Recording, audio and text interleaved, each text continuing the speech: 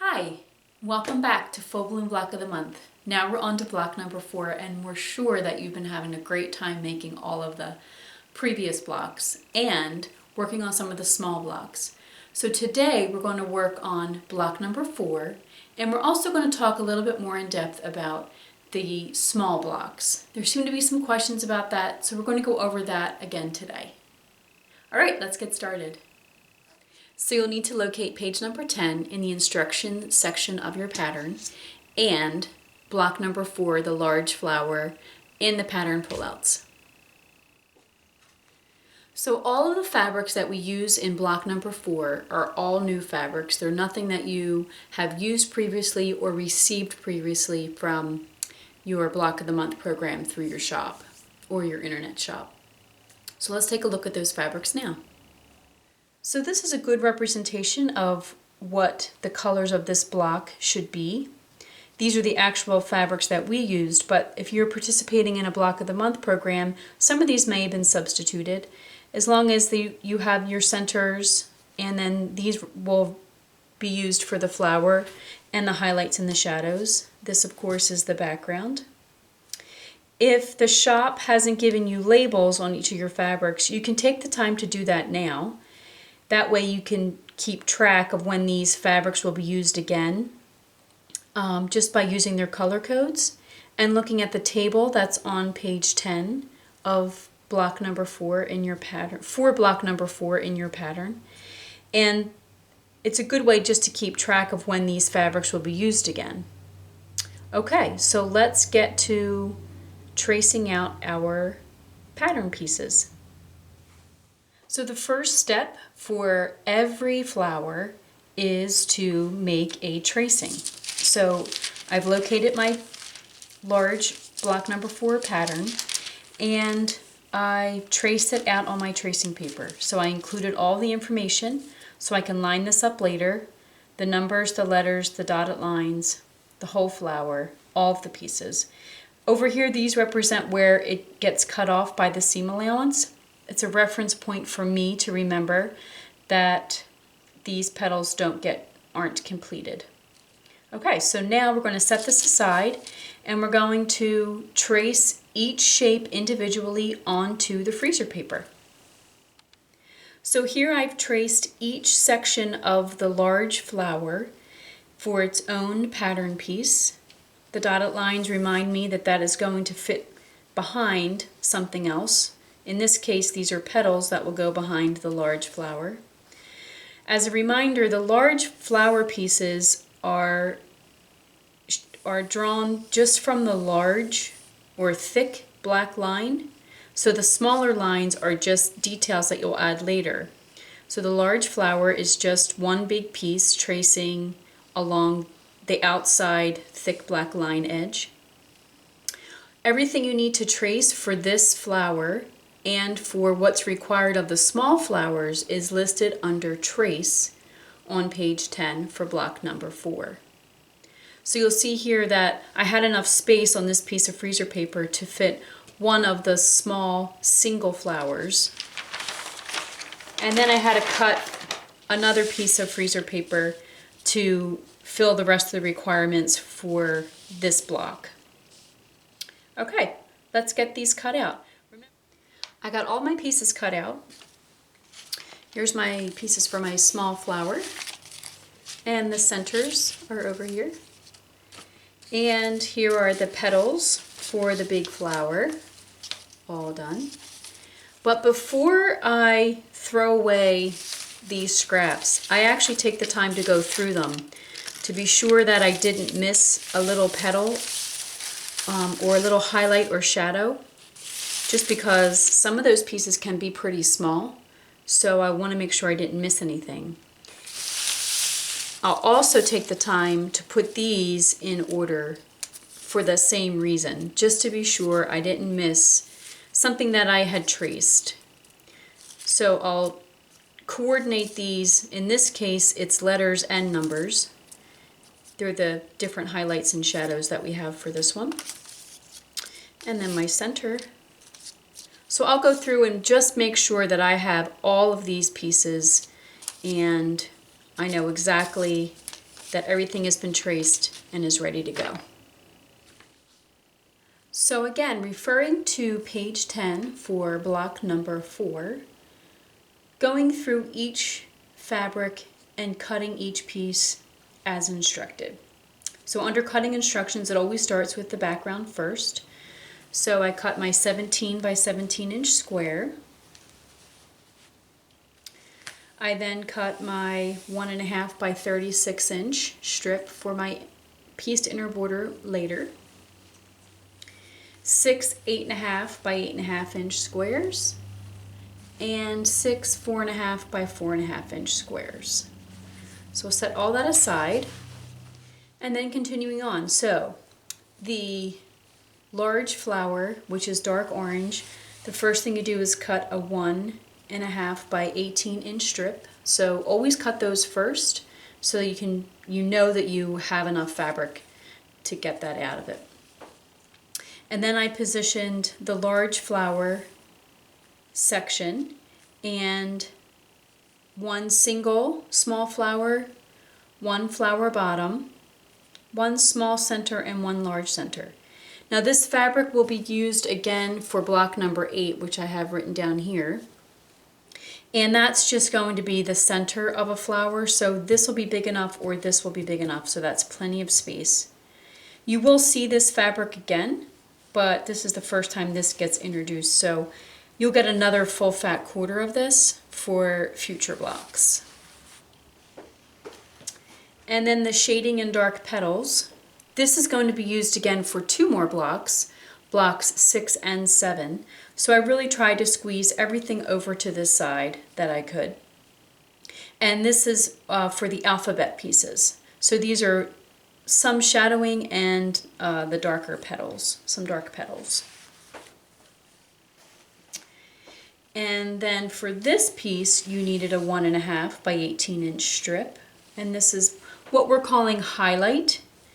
So for this, we needed pieces 1 through 4, so the numbered pieces, and then 2 small single flowers and some centers. Moving on to the center, all you needed from this month was the center, but this fabric will be used again in blocks 5 and 6. So those sections are probably going to be a little bit larger, so just keep that off to the center. I'm sorry, keep that off to the corner. It is the center. Goodness gracious. Okay, and lastly is our center shading. Again, 1.5 by 18 inch strip used later. Just the center shading piece for this will be used again in block number 6, so I keep it up to the corner just so I know I'm going to have enough space left over. Okay, let's get these pieces cut out. So remember, each of these pattern pieces gets cut on the line. That's what we're going to do next. Okay, so everything is cut out now. I cut out all of the pieces. Just as a tip, look through your scraps before you throw them away. Count all of your pieces, make sure everything is accounted for. That way nothing gets lost and you don't have to redo anything. All right, we're going to get on to the stitching. Okay, so now we're ready to start stitching. So remember, step number 1 is to iron your interfacing to the back of your big square, your 17 by 17 inch square. And then layer your tracing paper drawing over top and pin at the top. Now we're going to start to layer. So the easiest piece to put on here first is usually the biggest piece. So I'm going to slide the big flower in first. And I'm going to get that positioned right where we want it to be. So I have that large flower. Remember, it's paper side up because the freezer paper is ironed to the good side of the fabric. So I have that positioned right under the large flower drawing. Now I'm going to start to put the pieces in that go behind that large flower. So now that we have this positioned, now I can start to slide these behind so I know exactly where they're going to go. And I usually try to go in order just so I know how I have all my pattern pieces. So A, perfect. And then C, and I'll continue to do the rest. One of the pattern pieces up close, just so you see how when we cut them out, what they look like. So when we cut these out, we actually, the solid line is where we cut on the line when we cut it out of the fabric. But we just go right along the edge of the dotted line just so we can just see it. Then we know that that is a dotted line that is going to fit behind another piece. So it's just a little reference point for us. Plus we can see where the solid line stops and the dotted line starts. That's pretty much where it's going to line up when it goes underneath the large flower. So these are just little reference points that we use as we're aligning the pieces. So all of the petals that go behind the big flower are in place. Now the next step would be to put all of these shapes and fit them right where they belong. But we know that these are sitting on top, so I'm not going to put these in right now. So now take out the pins, and we're going to remove this tracing paper. If you had put these highlight pieces on, then you'd take those off now. And then carefully remove the large flower, revealing the bottommost layer of shapes. We're going to leave these in place, and we're going to begin to glue. I'm going to share another tip with you before I take off the freezer paper. So remember I spoke about just cutting along just outside the edge of the dotted line and cutting on the line when we're cutting out these pattern pieces. So when I remove this paper, I'm not going to know really where the edge that I need to stitch is and the edge that is underneath the large flower. So I'm just going to use a pencil and go a little bit further down into the dotted line and give myself a reference point of where I can start and stop stitching around the edge of this petal.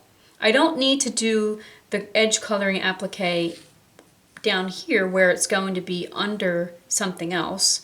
This is a large piece that it's going to be covered, so it's fine. So I just give myself these little reference points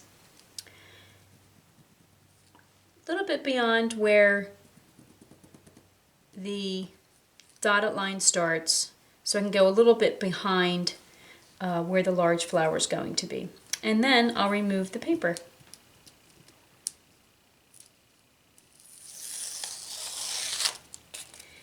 And I'll do that for each one, and then we're ready to stitch.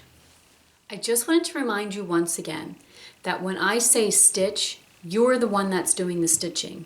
These blocks won't be stitched when you're seeing them because I am doing these videos to give you the step-by-step instructions for each of the flowers. And to take the time to stitch in between would take a lot of time for me. So this quilt will be quilted and stitched all at the same time at the end. So when I say stitch, that means you're stitching even though you don't see the stitches here in this example. So these petal pieces have been glued and stitched, and then this block is then pressed so it's nice and flat. I've then positioned the tracing paper shape over those pieces. Got them lined up. Now we can layer once again. So let's get our large flower and get that positioned.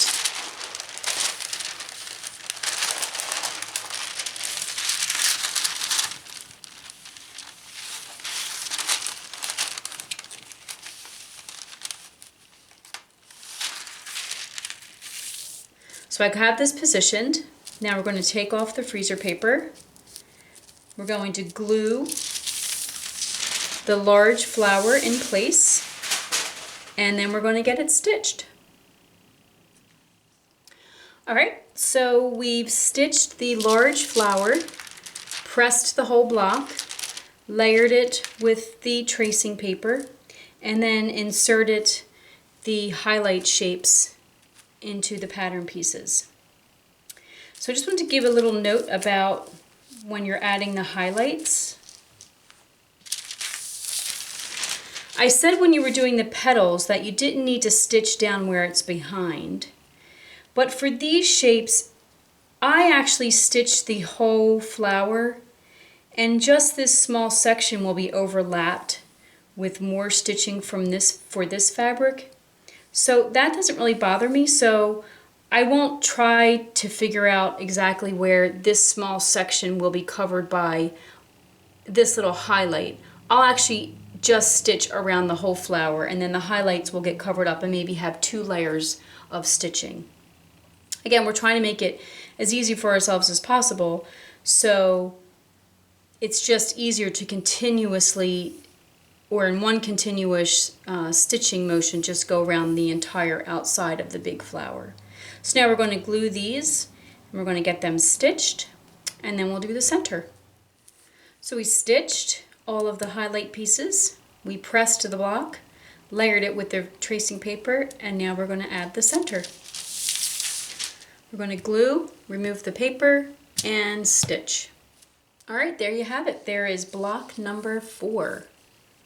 Now we're going to talk a little bit more in depth about the small flowers and where you are in your progression of making all the small flower blocks. So here's a little insight into the thinking behind the small flower blocks. So we call them the small flowers, sometimes Barb and I call them the littles, but they are the small blocks that are sort of intermingled with the large in the center, and they form the whole outside border. So when we were designing this quilt, we were simply just putting pieces together, cutting out flowers and seeing how they looked. And when we went to write the pattern, it became very clear that we could never chart what each of those little flowers was made up of. There are 4 different kinds of little flowers. There are the single small flower with a single center, the single small flower with a double center. There is a double small flower, so it has a bottom and a top, and it has a single center, and then the double with a bottom and a top and 2 centers, one large, one small. So they're the 4 different combinations that you'll see throughout the pattern. So as we were progressing with writing the pattern, we realized that you can't just make so many little flowers each month. One, there wasn't going to be enough fabric to do that, and another consideration was those combinations of colors and fabrics would only ever be together, where we liked the way it looked with multiple combinations and fabrics from all of the big blocks coming together to make a multitude of small blocks. So what we had you do was just small sections each month. So for block number 1, you remember you had to cut out multiple sections of small flowers, singles, bottoms and tops and centers. But when it came to stitching, you only had to stitch, let me read my paper, 1 single flower and 2 bottoms. So what that provided you was leftover 8.5 by 8.5 inch squares so that you could put other fabrics together with that, and you can mix and match tops, bottoms, and centers at your will. So each month you may not be making many small flowers, but in the end you're going to have all of the components you need to make lots of combinations and make the pretty flowers that you see. So don't be caught up with making exactly the small flowers that we made. You have all the components and you can put them together any way you like. So if you just follow month by month and just refer to that line where it says stitch for the small blocks, then you'll know exactly what we were thinking and why we're only having you stitch a few when you have to cut out more than you're stitching. Hope that is helpful. If you have any questions, you can email us at mail@4and6designs.com. You can also contact us through our website on the contact page. So that is block number 4, and we will see you back here for block number 5.